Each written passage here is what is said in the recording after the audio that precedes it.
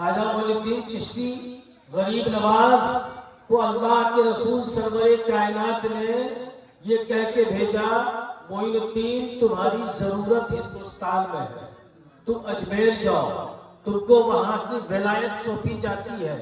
ولایت کے کئی دو معنی ہیں، علماء فرماتے ہیں ایک وہ ولایت جو ولی پہ ولی جس کا معنی آتا ہے ولی بزرگی، اور ایک وہ ولایت جس کا معنی آتا ہے حکومت، اور اللہ نے دونوں چیزیں ان کے عطا فرمائی، ولیوں میں تاجدار اور حکومت میں بے مثال۔ آپ ادھر جائیے گا تو ہم بھی چلے جائیں گے۔ خواجہ غریب نواز رحمت اللہ تعالی علیہ آج ان کے دربار میں حاضری دینے والا کروڑوں اربوں لوگ آتے ہیں اور سب درد بھرے انداز میں جاتے ہیں، اور یہ درد اور بداوا لے کر جاتے ہیں یہاں سے میری جھولی خالی نہیں جائے گی، اور واقعی ان کی جھولی خالی نہیں جاتی۔ اعلیٰ حضرت امام محمد رضا خان فاضل بریلوی جو سنیوں کے امام، وہ فرماتے ہیں کہ خواجہ غریب نواز کا وہ دربار ہے کہ اگر جائز دعائیں کی جائے تو ان کی دعا رد نہیں بلکہ قبول ہوتی ہے۔ لوگ آج جاتے ہیں ان کی بارگاہ میں، خواجہ کی بارگاہ میں کہتے ہیں خواجہ مجھ کو زمین دے دے، جائیداد دے دے، دولت دے دے، مکان دے دے، عزت دے دے، شہرت دے دے، حکومت کی کرسی دے دے، مگر یہ کوئی نہیں کہتا خواجہ مجھ کو ایمان کی دولت سے۔ خواجہ کے دربار میں ایمان کی بھی دعائیں قبول ہوتی ہیں۔ اگر آدمی اپنے مصمم ارادے سے ایمان کے لیے دعا کرے، ایمان کی سلامتی کی دعائیں کرے، ان کی بھی دعائیں رد نہیں بلکہ قبول کی جاتی ہے۔ خواجہ غریب نواز کی بارگاہ میں آج ہندوستان پھیل گیا، لوگ جان گئے ان کی حکومت کو، تو آج بچے بچے جانتے ہیں۔ یہ بہت پہلے کی بات ہے، خواجہ معین الدین چشتی کو ہندوستان میں آئے ہوئے 813 سال کا یہ عرص ہے، اور 813 سال ایک معنی رکھتا ہے۔ جس زمانے میں نہ آپ پیدا ہوئے نہ ہم پیدا ہوئے، امریکہ کی حکومت آئی، برطانیہ کی حکومت حاضری تھی، انگریزوں کی حکومت حاضری تھی، بابر آیا، اکبر آیا، بربل آیا، شاہجہاں آیا، سارے لوگوں نے ہندوستان میں حاضری دی، اور سب کی ایک ہی منشا تھی، اے خواجہ میری حکومت سلامت رہے۔ آج ہم اور آپ کہتے ہیں کہ ہم لوگ حاضری دیتے ہیں، ذرا میں فہرست بڑی مشکل سے اس کو میں لکھ کے لایا ہوں، دیکھیے سلطان الہند، ہم لوگ بولتے ہیں سلطان الہند، اور جس ملک میں خواجہ غریب نواز آئے یہاں راجہ پرتھوی راج چوہان کی حکومت تھی، جن کے 52 اسٹیج تھے ان کے، یعنی 52 ان کا اسٹیج تھا، اسٹیٹ جس کو بہار ایک اسٹیٹ ہے، 52 اسٹیٹ کا وہ اکیلا ایک بادشاہ، لیکن سلطان نہ بن سکا۔ سلطان الہند کی بارگاہ میں ایسے ایسے سلطان آئے اور اپنی زمین عقیدت کو جھکائے، ذرا نام تو سنیے، سلطان شہاب الدین غوری آئے، اپنی پیشانی کو جھکائے، سلطان شمس الدین التمش آئے، اپنی پیشانی کو جھکائے۔ لفظ سلطان پہ غور کیجئے، ایک سلطان کہلانے والا سلطان الہند کی بارگاہ میں آتے ہیں، اور وہ ہے سلطان محمود خلجی، سلطان ظفر خان، شہزادہ بہادر خان، شیر خان سوری، سلطان جلال الدین اکبر، سلطان جلال الدین اکبر، سلطان شہباز خان، سلطان نور الدین جہانگیر، یہ وہ سلطان ہیں جنہوں نے اپنی حکومت میں خواجہ غریب نواز کی تعمیری کام بھی کروایا۔ سلطان شہاب الدین Shahjahan, Sultan Mohiuddin Aurangzeb, Lord Curzon viceroy Hindustan, Shah Afghanistan, Amir Habibullah Khan, Nawab Hamid Ali Khan, والی رامپور، میر عثمان علی خان، نظام حیدرآباد دکن، یہی میر و عثمان ہے جنہوں نے ہندوستان کی آزادی میں بے پناہ سونا تھا، ہندوستان آزاد ہوا۔ آج خواجہ معین الدین چشتی کے مزار کے قریب مندر تلاشنے والوں، یہی وہ کوئی میر عثمان ہے۔ تمہارے ہندوستان میں اس زمانے میں بھی مندر تھے، مگر مغلوں کی حکومتیں تھی، تمہارے زمانے ہمارے ہندوستان میں تمہاری بھی عبادتیں گاہیں تھی مگر مغلوں کی حکومتیں تھی. تاریخ پلٹ کر دیکھو تمہاری عبادت گاہ محفوظ رہی, کسی کو چھیڑا نہیں گیا, کسی کو توڑا نہیں گیا, کسی کو مسمار نہیں کیا گیا. اور یہی وہ میر عثمان ہے جنہوں نے سونے کا خزانہ دے کر ہندوستان کو آزادی دلوائی. اور میں سناتا ہوں مہاراجا گوبند سنگھ والی ریاست, مہاراجا کی کیا ضرورت ہے, گوبند سنگھ کی کیا ضرورت ہے. چلو شہاب الدین غوری آئے اچھی بات ہے, سلطان شہاب الدین آئے ٹھیک ہے, مگر مہاراجا گوبند سنگھ والی ریاست ان کی کیا ضرورت. لیکن اپنی زمینی عقیدت کو دیکھنے آئے مہاراجا سر کرشن پرساد جو صدر اعظم حیدرآباد دکن کے رہنے والے, انہوں نے خواجہ معین الدین چشتی کے دربار میں حاضری دی. اور سنو آگے پنڈت جواہر لال نہرو کب آئے وہ 1945 میں. پنڈت جواہر لال نہرو نے یہ نہیں کہا تھا کہ معین الدین کے آستانے کے قریب مندر ہے, نہیں کہا تھا. پنڈت جواہر لال نہرو آئے کب 1945 میں. سردار عبدالرب گورنر پنجاب 1946 میں. راج گوپال آچاریہ سابق گورنر بھارت 1949 میں. انہوں نے یہ نہیں کہا یہاں مندر ہے. اور سنو کرمی آباد کمانڈر چیف ان چیف 1950 میں آئے. ڈاکٹر راجندر پرساد سابق صدر جمہوریہ ہندوستان 1951 میں آئے. لیکن راجندر پرساد کے تحت علم رکھنے والا یہ للو پنجو کہہ رہے ہیں آج خواجہ معین الدین چشتی کا مزار نہیں ہے مندر ہے. ڈاکٹر راجندر پرساد نے نہیں بتایا. اور سنو سابق لیفٹیننٹ بلبیر سنگھ 1951 میں آیا. والی ریاست ٹونک, والی ریاست جاورا, والی ریاست وانی, ملک کے ممتاز لوگوں میں آزادی ہند کے ہیرو گاندھی جی, مولانا محمد علی جوہر, مولانا حسرت موہانی, جگر مراد آبادی, جوش علی آبادی, قاضی عبدالغفار وغیرہ. اب آئیے 1947 کے بعد جو لوگ کہتے ہیں بازار پہ جانا, سمجھ گئے نا. اب ذرا سنو وہ دیوبند کے صدر ہیں مولوی حسین احمد ٹانڈوی, وہ خواجہ کے دربار میں حاضری دیتے ہیں. مولوی حسین احمد جو صدر دیوبند ہے. مولوی حفیظ الرحمن جو ناظم اعلیٰ جمعیت العلماء ہند ہے. مولوی ابو القاسم جو ناظم جمعیت العلماء ہند ہے, وہ بھی حاضری دیتے ہیں سلطان الہند کی بارگاہ میں. اسی لیے قمر سلیمانی کہتے ہیں مدد کو رحمت پروردگار آتی ہے, مدد کو رحمت پروردگار آتی ہے. پکارتا ہے اگر کوئی یا غریب نواز اس کو سنانے اپنی بربادی کے افسانے کہاں جائے, سنانے اپنی بربادی کے افسانے کہاں جائے. تیرا درد چھوڑ کر خواجہ یہ دیوانے کہاں جائے. اتنے لوگوں کا میں نے نام رکھا, اتنے لوگوں کا بڑی مشکل سے اخذ کیا. درود شریف پڑھ لیجیے. اللہم صلی علی سیدنا شفیعنا حبیبنا مولانا محمد بارک وسلم صلو علیہ الصلوۃ والسلام علی رسول اللہ صلی اللہ علیہ وسلم. پہلا پڑا ہے مگر کسی کی نظر نہیں پڑی. سرکار غریب نواز جب اندر داخل ہو گئے ملک میں تو رام پرکاش نے کہا سرکار سمجھ میں نہیں آیا کہ آپ تو سب کی نگاہوں کے سامنے میں آئے, میں تو خوف زدہ ہو رہا تھا مگر آپ کو کوئی خوف نہیں.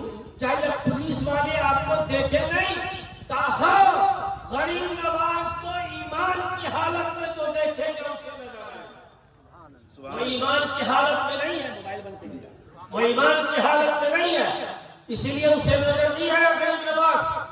المختصر خواجہ غریب نواز ہندوستان پہنچے اور پہنچنے کے بعد سب سے پہلے دلی پہنچے. دلی میں براجمان ہوئے, یہاں پہ لوگوں کو واضح نصیحت کی, اپنی کرامتوں کا صدور فرمایا.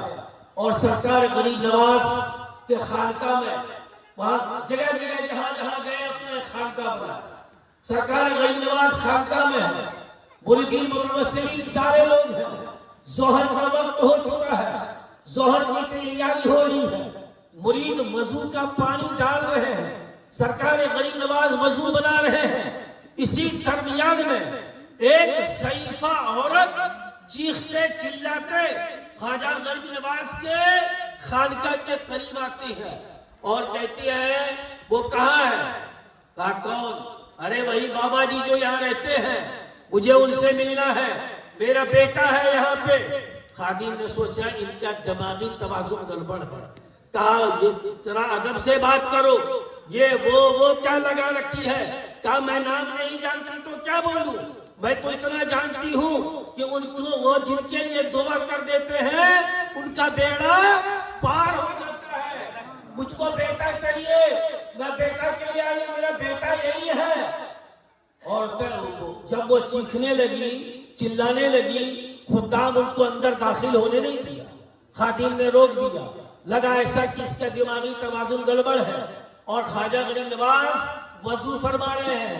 मुरीद से कहते हैं जरा पता करो तो ये शोर शराबा कैसा है। मुरीद ने कहा हुजूर आप वजू फरमा लें, फिर मैं जाता हूँ। लो पानी का बर्तन मुझे दो, मैं वजू बनाऊंगा अपने से। जाके देखो मेरे खानका के करीब कोई गिरियोजारी कर रही है, कोई चीख और पुकार कर रही है, या अल्लाह की बंदी है।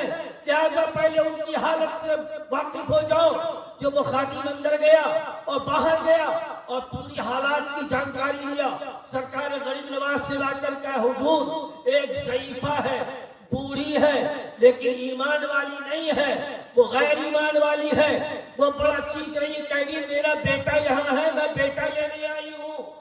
सरकार गरीब नवाज फरमाते हैं उनको आने दो अंदर। मुरीद ने कहा हुजूर उनका बेटा यहाँ है ही नहीं, कहा आने दो अंदर। जब अंदर आई वो औरत, वो खातून सरकार गरीब नवाज के चेहरे पे जब नजर पड़ी तो कदमों में गिर गई। कहीं मुझे बेटा पहले दे दीजिए आप। कहा मैं बेटा कैसे दे दूं, कहां से दे दूं? वो रोने लगी, चीखने लगी, चिल्लाने लगी। कहा सरकार मेरा एक ही बेटा है, मैं बेवा औरत हूँ, वो बच्चा यतीमी की जिंदगी गुजारा है और उसको गलत इंसाफ के तहत फांसी दे दी गई। मेरे बेटे का दोस्त था, उनका कत्ल हो गया था और कत्ल करने वाला कोई पैसे वाले जमींदार दौलतमंद हुक्मरान का बेटा था, लेकिन मेरे बेटे को गलत तरीके से फंसा दिया गया और यहाँ के काजी ने मेरे बेटे के मुकद्दर में फांसी की सजा लिख दी। मेरे बेटे की लाश तख्ते तार पर लटक रही है, मैं देख के आई हूँ। मुझको लोगों ने बताया है कि जो लोग गलत करते हैं उनकी दुआएं रद्द नहीं, उनकी दुआएं रद्द होती हैं। जो लोग अच्छे होते हैं, नेक होते हैं, उनकी दुआएं कबूल होती हैं। लोगों ने आपके दर का राह बताया है मुझे। नारे तकबीर, नारे रिसालत, फैज़ाने ख्वाजा गरीब नवाज, दास्ताने ख्वाजा गरीब नवाज, करामाते ख्वाजा गरीब नवाज, जिंदाबाद जिंदाबाद। लिहाजा आप चलकर देखें ख्वाजा गरीब नवाज थोड़ी देर के लिए ठहरते हैं और ठहरने के बाद ये वाकया सुनने के बाद लोग सोचेंगे कुछ जो कमजोर ईमान वाले हैं वो तो बहुत सवाल उठाएंगे। जो मैं लेकर चलो जहां तुम्हारे बेटे को तख्ते पे लटकाया गया, और जब ले गई वो औरत तो वो देखा ये उनके बेटे की लाश लटक रही है, दरवाजे पे पहरेदार है। औरत ने कहा उस पहरेदार से दरवाजा खोल। कहा तू तो बेटे को देख कर गई, लाश को छोड़ कर गई, फिर वापस क्यों आई? कहा मैं आई नहीं हूँ, मैं किसी को लेकर आई हूँ। और जब लेकर आए ख्वाजा गरीब नवाज अंदर दाखिल होते हैं और पहरेदार से पूछते हैं अच्छा ये बताओ यहाँ की हुकूमत ने गलत इंसाफ किया है क्या? कहा क्यों? ये बेकसूर को फांसी की सजा क्यों दिया? कहा ये तो हुकूमत जाने, ये काजी जाने। थोड़ी देर के लिए सन्नाटे में है। ख्वाजा गरीब नवाज अपनी निगाहों को बंद फरमाते हैं और आसमान की तरफ रुख को उठाते हैं, रब की बारगाह में इल्तिजा करते हैं, ए रब्बे काबा अगर ये लड़का बेकसूर है तो तेरे फरमान से ये बच्चा जिंदा हो जाए, तेरे करम से ये बच्चा जिंदा हो जाए। सरकार गरीब नवाज निगाहे करम फरमाते हैं, आसमान की तरफ निगाह उठाते हैं और दुआ करते हैं تو لوگوں نے کیا دیکھا؟ اس نوجوان بچے کے بدن میں حرکت پیدا ہوئی، حرکت پیدا ہوئی تو سرکار غوث، سرکار غریب نواز اس خاتون سے کہتے ہیں تیرا بیٹا واقعی بے قصور ہے۔ بچہ زندہ ہو گیا۔ پہرےدار نے کہا دوبارہ پھانسی کا، پھانسی ایک بار، دو بار نہیں ہوتی ہے، پھانسی کے لیے وقت مقرر تھا، تم نے تختہ تار پر لٹکا دیا، گھٹو لٹکا رہا، کیا اس کی روح پرواز نہیں ہوئی؟ پھر یہ زندہ کیسے ہوا؟ کہ یہ مت پوچھو، جو تمہاری ذمہ داری تھی وہ تم نے پوری کر لی، اب مجھ کو لے کر جانے دو۔ جب وہ لڑکا واپس آیا، جب تک باہر نکلا پھانسی کے گھر سے، تو وہ اس خاتون نے کہا بیٹا اب دیکھتے کیا ہو، اب یہی ایک وقت ہے کہ جنت کا حقدار بن جاؤ اور کلمہ طیب پڑھ کے اسلام قبول کر لو۔ خواجہ غریب نواز نے اسلام قبول کرایا۔ تاریخ یہ بتاتی ہے کہ ہندوستان سے اجمیر تک خواجہ معین الدین چشتی کو جانے میں 3 مہینے کا وقت لگا، اور 3 مہینے میں 7,000 لوگوں کو اسلام قبول کرایا۔ 3 مہینے میں 7,000 لوگوں کو اسلام قبول کرایا۔ سرکار غریب نواز اپنے کردار سے، اپنے افعال سے اور اپنی کرامتوں سے لوگوں کو یہ بتا دیا اسلام ایک اچھا اور آفاقی مذہب ہے۔ سرکار غریب نواز کے مزار مقدس کے سامنے میں ایک مزار ہے۔ ایک خاتون آئی تھی ان کی بارگاہ میں اور وہ یہ دعا کی تھی، اے غریب نواز آپ کے در سے کوئی خالی نہیں جاتا، آپ دعا فرما دیجئے میں لاولد ہوں، میرے گود آباد ہو جائے، میرے یہاں لڑکا پیدا ہو جائے۔ وہ عورت گھر گئی، کچھ دنوں کے بعد اس عورت کی شکم سے لڑکا پیدا۔ جب لڑکا پیدا ہوا تو منتیں مانگی تھی، اور جب واپس آئی خواجہ غریب نواز کے دربار میں تو چھوٹا بچہ 1.5-2 سال کا تھا۔ وہ عورت خواجہ معین الدین چشتی کے چوکھٹ پہ قریب بیٹھی ہے، بچے کو چھوڑ دیتی ہے۔ وہ بچہ ڈھونڈتے ڈھونڈتے خواجہ غریب نواز کے مزار مقدس سے باہر ایک مزار ہے، ایک ولی اللہ ہے جو چشتی خان سلسلے سے ہے، خواجہ معین الدین چشتی کے مرید ہی ہے، لیکن کوئی بزرگ جلالی ہوتے ہیں، کوئی جمالی ہوتے ہیں، اور یہ جلالی تھے۔ وہ بچہ کھیلتے کھیلتے ان کے مزار پہ پیشاب کیا کرنا تھا، اچانک لوگوں نے دیکھا کہ مزار سے ایک ہاتھ نکلا اور بچے کو پکڑا اور ہوا میں اچھال دیا۔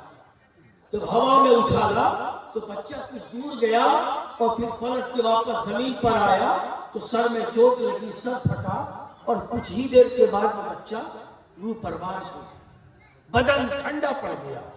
اب وہ خاتون خواجہ غریب نواز کے چوکھٹ پہ جا کے یہ کہتی ہے خواجہ اس سے بہتر تھا کہ میں لاولد رہتی، اس سے بہتر تھا کہ میں لاولد ہی رہتی، تیری آپ کی دعا سے، آپ کے کرم سے رب نے مجھے عطا کیا اور 1.5 سال میں ہی لے لی، واپس چلا گیا۔ خواجہ غریب نواز رضی اللہ تعالیٰ عنہ کی بارگاہ میں سر چوکھٹ پہ پٹک رہی ہے، کہہ رہی ہے، دعائیں کر رہی ہے، آرزو منتیں کر رہی ہے۔ کچھ ہی لمحے کے بعد بچے کے بدن میں حرکت پیدا ہوئی۔ جب حرکت پیدا ہوئی ایک شور شرابہ ہوا، اور پھر کچھ دیر کے بعد دیکھا کہ وہ بچہ آرام سے کھیل رہا۔ سرکار غریب نواز ایسے اسلام کو نہیں پھیلائے، ایک راستے سے گزر ہو رہا تھا، ایک پنڈت کو دیکھا، پجاری کو آگ جلا کے پوجا کر رہا ہے۔ خواجہ غریب نواز ٹھہر جاتے ہیں، فرماتے ہیں یہ کیا کر رہے ہو؟ کہا پوجا کر رہا ہوں، آگ جلا رہا ہوں۔ کب سے جلا رہے ہو؟ کہا ایک زمانے سے۔ کون ہے؟ میرا معبود ہے۔ اچھا انہی کی عبادت کرتے ہو؟ کہا ہاتھ ڈال کے دکھاؤ، ہاتھ ڈال کے دکھاؤ۔ پجاری نے کہا کیسا بزرگ ہے یہ، کیسے درویش ہے یہ، آگ کا کام ہوتا ہے جلانا، آگ میں ہاتھ ڈالیں گے تو جلے گا ہی نا۔ کہا کب سے جلا رہے ہو؟ کہا میرے دادا پردادا کے زمانے سے یہ آگ جل رہی ہے، کبھی بجھنے نہیں دیا۔ کہا اچھا یہ بات ہے؟ کہا اس پجاری کے گود میں 1.25 سال کا بچہ تھا۔ خواجہ غریب نواز نے اس کے بچے کو کہا یہ کون ہے تمہارا؟ کہا بیٹا۔ کہا ذرا دو تو دیکھو کیسا بیٹا ہے۔ گود میں لیتے ہیں اور آگ میں اتر جاتے ہیں۔ آگ میں اترنا تھا، ہنگامہ مچ جاتا ہے، پجاری کئی مہنتوں کو بلاتا ہے، کئی پنڈتوں کو بلاتا ہے، کہا غضب ہو گیا، ایک درویش آیا تھا، میرے بیٹے کو گود میں لیا، جلتی آگ میں، جو ایک زمانے سے یہ آگ چل رہی ہے، اس آگ میں چھلانگ لگا دیا، اب تو یہ جل کے راکھ ہو گیا ہوگا، لیس تو نابود ہو گیا ہوگا۔ تھوڑی دیر کے بعد لوگوں نے کیا دیکھا کہ خواجہ غریب نواز دامن جھٹکتے آگ سے باہر آتے، اور باہر آنے کے بعد اس بچے کو، اس پجاری کے بچے کو تھماتے ہیں، کہا یہ لو پکڑو اپنے بچے کو۔ پجاری ان کی پیشانی کو دیکھتا ہے، ٹھنڈا ہے، پاؤں چھو یا ٹھنڈا ہے، بدن چھو رہا ہے ٹھنڈا ہے، کپڑا دیکھتا ہے صحیح سلامت، کہا یہ کیسے؟ یہ تو میرے معبود ہیں۔ کہا یہ تمہارے معبود ہیں تو تم ہاتھ ڈال کے تو دیکھو، کہ پھر آپ جلے کیوں نہیں؟ کہا میرا جو معبود ہے میں وہ معبود نے تمہارے معبود کو پیدا کیا۔ سبحان اللہ۔ میں جس رب کی عبادت کرتا ہوں وہ رب نے تمہارے اس معبود کو پیدا کیا، اس لیے یہ آگ مجھے نہیں جلا سکتی۔ کہا تب تو آپ شکتی والے ہیں، آپ تو طاقت والے ہیں، کیوں نہیں آپ ہم کو بھی وہی مذہب قبول کرائیے جو مذہب آپ کا ہے۔ سرکار غریب نواز نے کہا پڑھ لو کلمہ طیب لا الہ الا اللہ محمد رسول اللہ پڑھا کے اسلام قبول کرا دیا۔ ایک جب اسلام پھیل گیا تھوڑا تو کچھ مہنتوں نے، کچھ پنڈتوں نے مشورہ کیا، یہ درویش بڑی تیزی سے لوگوں کو اپنے قریب لا رہا ہے، ان کو کیسے پھنسایا جائے، کیسے کیا کیا جائے، کیسے مار دیا جائے؟ کہا مناظرہ کرتے ہیں۔ اس زمانے میں بھی مناظرہ تھا، کہا مناظرہ کریں گے، کہا دعوت دو ان کو، وقت دو ان کو۔ وقت مقرر ہو گیا مناظرے کے لیے، سارے مہنت اور پنڈت ایک جگہ آ گئے، خواجہ معین الدین چشتی کو بلایا گیا، اور بلانے کے بعد خواجہ غریب نواز کو جب کچھ سوال کیا، کہا میں آپ سے 3 سوال کروں گا، میرے ہر سوال کا آپ جواب دے دیتے ہیں تو میں سمجھوں گا کہ آپ سچے، آپ کا مذہب سچا۔ آپ اگر جواب نہیں دیے تو میں سمجھوں گا کہ آپ بھی جھوٹے، آپ کا مذہب بھی جھوٹا۔ سرکار غریب نواز فرماتے ہیں بولو، سوال کرو۔ جب سوال کیا وہ تو سرکار غریب نواز مسکرا رہے ہیں۔ دوسرا سوال کیا، مسکرا رہے ہیں۔ تیسرا سوال کیا، مسکرا رہے ہیں۔ فرمایا، پجاریوں نے کہا جواب تو دیجئے، وہ تمام پجاریوں کا ہیڈ تھا، کہا جواب تو دیجئے، پھر مسکرا رہے ہیں۔ پجاری کو بڑا غصہ آیا کہ ہر سوال پہ مسکراہٹ، ہر بات پہ مسکراہٹ، یہی مناظرہ ہے؟ نہ سوال میں کیا تو جواب تو ملنا چاہیے، لیکن غریب نواز مسکرا رہے ہیں۔ وہ غصہ آیا تو غریب نواز کو لعن طعن شروع کیا، پھر بھی مسکرا رہے ہیں۔ خاندان والے کو الٹا پلٹا کر دیا، پھر بھی مسکرا رہے ہیں۔ بات پہنچتے پہنچتے رب کائنات تک پہنچ گئی، اور رب کی بارگاہ میں بھی وہ گستاخی شروع کیا۔ غریب نواز مسکرا رہے ہیں۔ جب کہا ٹھیک ہے تو مسکراتے رہو، میں چلتا ہوں۔ جب چلے گیا واپس، پھر پلٹ کے آیا، کہا اچھا ہم کو ایک سوال کا جواب دو۔ کہا کیا؟ اتنا کچھ کہا، آپ مسکرا کیوں رہے؟ یہ تو بتا سکتے ہیں آپ، میں نے آپ کو گالیاں دی، آپ کے خاندان والے کو دیا، آپ کے مذہب کو غلط کہا اور سوال کیا، آپ مسکراتے رہے۔ صرف ایک سوال کا جواب دے دیجیے کہ آپ مسکرائے تھے، کیوں مسکرا رہے تھے؟ تو غریب نواز فرماتے ہیں کہ تم بک رہے تھے، بول رہے تھے، لوگ تمہیں دیکھ رہا تھا، لیکن لوگ تمہارے چہرے کو دیکھ رہے تھے، میں تمہارے دل کو دیکھ رہا تھا کہ تم جو بول رہے تھے، تمہارے دل سے میلان دور ہو رہی تھی، نور کی روشنی اندر داخل ہو رہی تھی۔ میں جان رہا تھا کہ تم آنے والا کچھ ہی لمحوں کے بعد میرا غلام بنو گے، کلمہ پڑھ کے اسلام قبول کرو گے۔ جب خواجہ غریب نواز کا جب یہ جملہ سنتا ہے تو وہ مہنت پجاریوں کا ایک قدموں پہ گرتا ہے، کہتا ہے واقعی مجھ کو اب سمجھ میں آیا کہ اسلام اسی کا نام ہے، مذہب اسلام اسی کا نام ہے، مجھ کو کلمہ پڑھا کہ اسلام قبول کرا دیجئے۔ جب انہوں نے اسلام قبول کیا تو جتنے 150 پنڈت تھے، سارے پنڈتوں نے اسلام قبول کیا۔ اللہ تعالیٰ سب کو سمجھنے کی توفیق دے۔ استغفر اللہ رب من کل ذنب و اتوب الیہ۔ وآخر دعوانا الحمدللہ رب العالمین. السلام علیکم ورحمۃ اللہ.